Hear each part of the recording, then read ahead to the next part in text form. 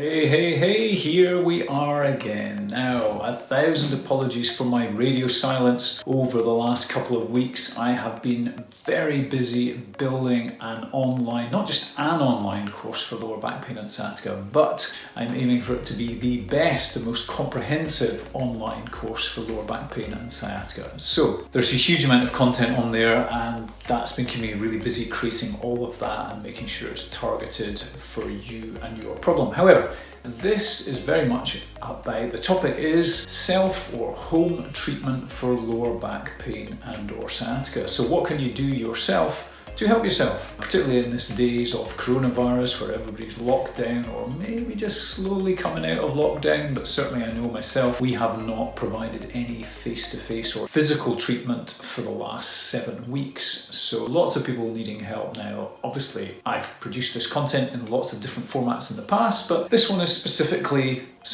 home-based treatment for lower back pain and sciatica. So, number one on the list, and it has to be at the top, is exercise. Now, the evidence is that any exercise is better than no exercise. So that's the first thing. Doing something is always better than nothing. Duh. I bring you back to my number one rule: use it, but don't abuse it. Any movement that you can do that doesn't cause you more pain is a good thing. That's the first principle. If you've had long-term pain, it gets a little bit more complicated because your nervous system is likely to be sensitized, and that can be a bad thing. So it is important to slowly return to the activities, what we call activities of daily living. We have to rehabilitate you back to whatever activities you've been avoiding over the preceding however long that you've had a lower back problem. So use it but don't abuse it, but slow reintroduction of the things that you've been avoiding. If you're a golfer, for instance, and you've been avoiding the golf course, go back slowly. So that could be as simple as just practicing a little bit of putting and pitching in your back garden. Don't break the glass house, but just slowly getting back into things. Don't go from doing nothing to doing 18 holes of golf, for instance. That is a recipe for a setback. So exercise has to be at the top of the list of things that you can do. And if you want much more targeted, personalized approach to what exercise can you do, you can engage with the chatbot on our website, active-x.co.uk.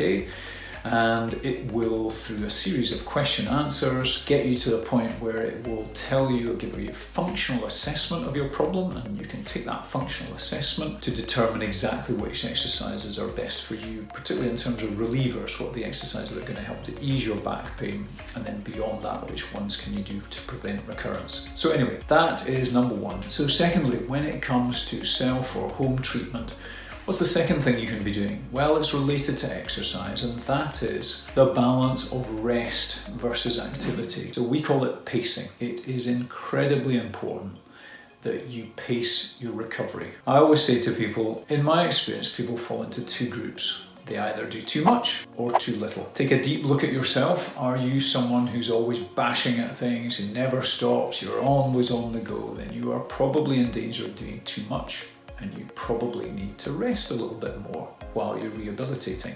On the other hand, if you're someone who's very precious and anxious and prone to worrying about things, you're possibly in danger of doing too little. Therefore, you just need to push yourself on a little bit more. So getting that pace right, and we always encourage people to start low and build slow. So it's very important, coming back to the exercise maxim I have of use it but don't abuse it. It's very important that you don't push it to the point where you're aggravating your injury. Another saying I have is don't pick the scab. If you've injured something and it's healing, you need to give it time to heal. If you keep picking that scab, you're going back to the beginning of the injury almost. So start low and build slow. What does that look like? So again, I'm going to use that golfing metaphor. It could be that you just go back and you're maybe just every second day doing a little bit of putting in the back garden. Might not seem very much, but hey, better than doing nothing. Remember, you've got to be doing something, getting back to the activities that you really want to return to. And if you're fine on every second day, then increase it to every day. and then slowly increase it and maybe start a small backswing with a little 7-iron in your hand, so you're just slowly progressing with the chipping game. So that perhaps now, I don't know, because everyone has their own particular set of challenges. I don't know whether it will take you 10 days or 10 weeks or 10 months to get back to a full swing across 18 holes. But that's the principle when it comes to rest versus activity. It's important to give your body time to heal and recover, but equally it's important to not just lie around the house, in which case you will never rehabilitate back to where you want to be. Yeah? So thirdly, on this self and home treatment approach to lower back pain and sciatica, we have self-massage, or if you're super lucky and you have a partner, a loved one at home, then that may be better than self-massage. Self-massage can be pretty good. So ball in a sock, whether that be a tennis ball, a cross ball, or you get these kind of rubberized, we have them in the clinic. Put it in a sock, and the sock is there just to help you position the ball where it needs to be, and lie on it. And use that ball to massage into those tight muscles. Now, how does massaging help? Now, I'm not going to dive deep into the science of how massaging helps with lower back pain and sciatica, but just superficially, it feels good. And anything that feels good and helps you kind of relax a little bit. So any movement and pressure through your lower back that blocks the little pain receptors, aim to block their input into your spinal cord and brain, is helpful. And that's how massage works. So I'm a big fan of the old ball in the sock, roll around on it. Be careful that you don't actually put a lot of pressure around the sciatic nerve area. An easy way to stay away from that is essentially if you draw a line between the dimple, let's take the right side, so the dimple on the right, and then the outside of your upper thigh, you'll feel the top of your thigh bone there. If you draw a line between that dimple and the top of your thigh bone, your femur, straight line, stay above that line with the ball. If you go below that line, you're in danger of putting pressure directly on the sciatic nerve as it exits your pelvis through the sciatic notch. Now, if you do that, if you do put pressure on your sciatic nerve, you'll know about it fairly quickly and you won't do it again.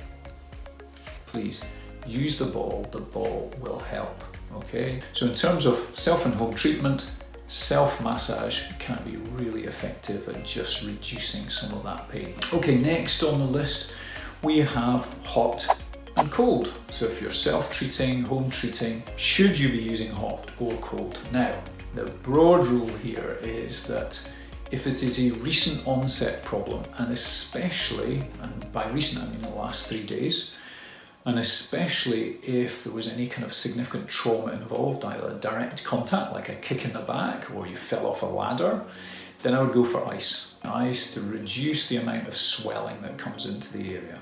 Okay, so ice in the first few days.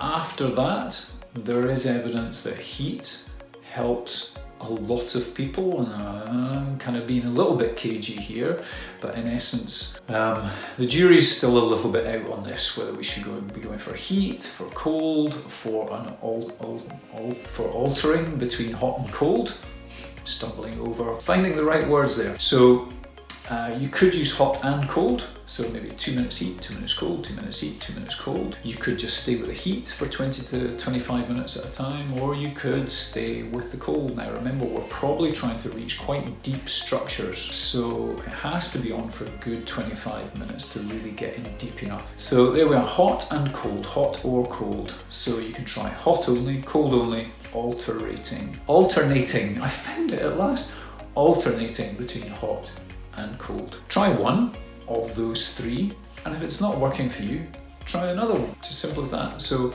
it can be difficult for us as clinicians to know exactly which method is going to help any one individual. So try them. Now, when I say try them, if you're going to give it a good chance, doing it once a day is never going to do it. I used to have an orthopedic surgeon who's a tutor of mine at college. 30 years ago, he used to say to his patients in clinic, he had a wrist and hand clinic, every hour on the hour. Now, he knew full well that people would not ice every hour on the hour, but it gets the message across that you have to do it a lot. So if I were you, I would be aiming for a good 5 or 6 times a day to really give it a good chance of being effective. Now remember, before I wrap up on that one, wrap the ice pack in a tea towel or something. Don't put something straight out of the freezer straight onto your skin, or you are liable to get an ice burn. Same with the heat. If it's quite hot, wrap it inside something. You don't want to burn your skin either. And if you're alternating, you will find that you won't be able to tolerate something quite as cold or quite as hot. You don't want something that's ice cold and something that's really hot. That would be probably just torture. So be sensible. Last one on my list for self and home treatment for lower back pain and sciatica is TENS, properly known, take its full name, as transcutaneous electroneural stimulation.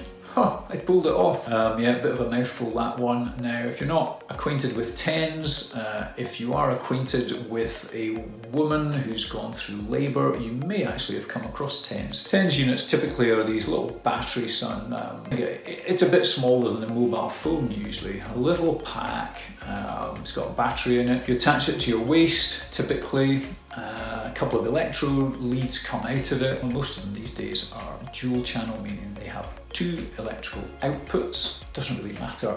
I use one with just one. And on the end of the lead are 2 pads. And you stick them onto your back, hip, wherever the pain happens to be. How does it work? TENS causes these little tingly sensations to go into your spinal cord, and those sensations effectively block the nociceptive input. So nociceptors are what you will probably know as pain nerves. We try and avoid that. We sciencey people try and avoid the term pain nerves. They're called nociceptors. So nociceptors are bringing nociceptive input into the spinal cord, and by sending these tingly sensations in through a TENS unit, it effectively acts as a gate. It shuts the gate to the nociceptive input so that it can't get into your spinal cord, so you don't feel as much pain. Now, they can be immensely effective at blocking pain or nociceptive input, and thereby blocking pain. It works for some people, doesn't work so well for others. Much like medication, it's very difficult to predict what dosage, what works for one person may not work for another. But I would definitely, given that they're only about £30, I would definitely advocate that you try TENS if you're trying to manage your pain at home. And I would use it much like an analgesic, a painkiller. So don't use it in order to do more. Just use it for pain relief, because that's all it does. TENS doesn't kind of magically cause you to heal faster.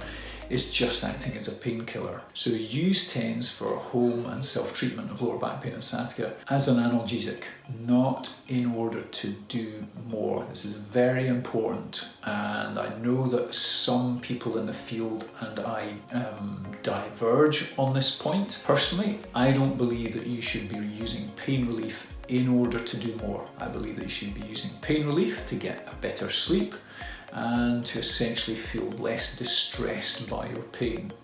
But don't use it to do more of the things that would have otherwise caused you pain, because then you're in danger of actually setting back or preventing healing from taking place. And there we have it. Now, clearly I haven't covered drugs because I am not licensed to prescribe. I'm not licensed, but probably I'm qualified to comment on them. But I've got a lot of content on how to use medication in other publications, whether that be blog posts, podcasts, or whatever it may be. So I'm not going to cover pills here. So there we are. That is self and home treatment for lower back pain and sciatica. If you want any more personalised help, you know where to come. Okay, hope you've enjoyed. See you again soon.